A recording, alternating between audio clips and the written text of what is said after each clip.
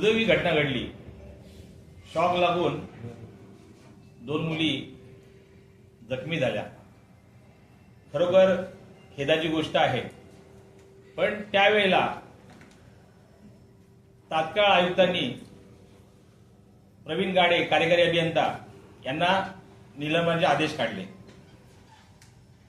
त्यानंतर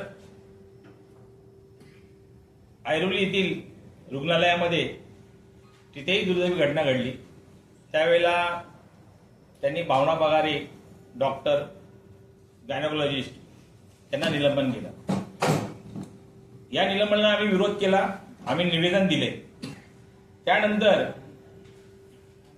11 तारखेला सर्व वृत्तपत्रामध्ये बातम्या आल्या की प्रवीण गाडे कार्यकारी अभियंता यांच्यावरती गुन्हा नोंदवण्यात आला म्हणून।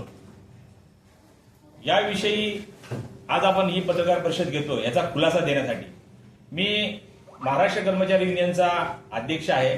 नवी मुंबई महापालिकेमध्ये कर्मचारी अधिकारी संघटना ही मोठ्या प्रमाणात महाराष्ट्र कर्मचारी युनियनचे सभासत्व जास्त आहेत। कार्यकारी अभियंता आहेत, डेप्युटी उपकार्यकारी अभियंता, ज्युनियर इंजिनियर, अधिकारी, स्वच्छता विभाग सर्व आमच्या युनियनचे सदस्य आहेत। मी युनियनचा अध्यक्ष म्हणून त्यांची बाजू घेऊन आज मी बोलणार आहे, आपल्याशी संवाद साधणार आहे।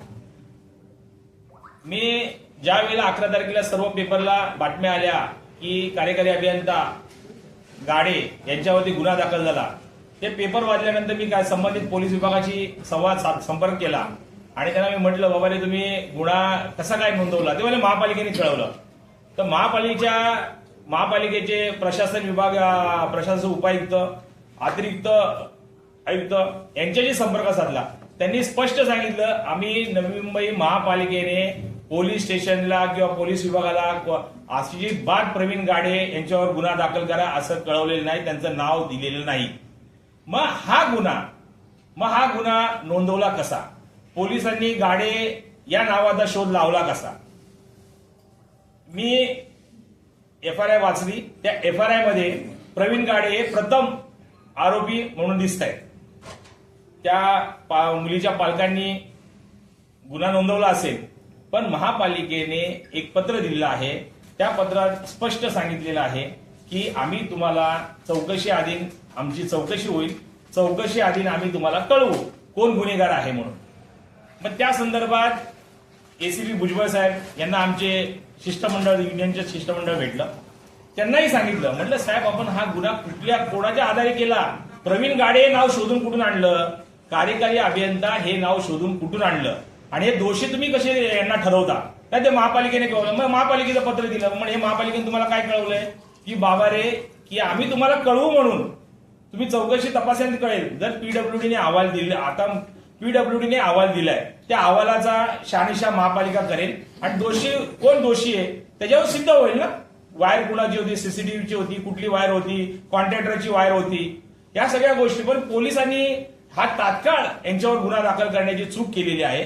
या राजकीय दबावापाठी आमच्या अधिकाऱ्याचा बळी जाण्याची जात आहे। आज या दबावाखाली जर गाड्यांचं मानसिक संतुलन खराब झालं आणि जर त्या माणसाने बदनामी पोटी काही म्हणजे चुकीचं पाऊल उचललं, याला जबाबदार पोलीस असतील।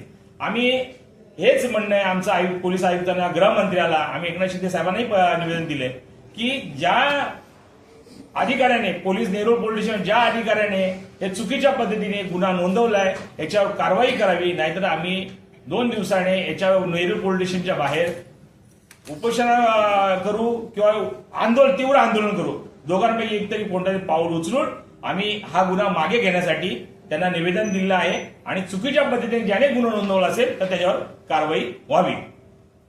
तक्रारदार कोण आहे?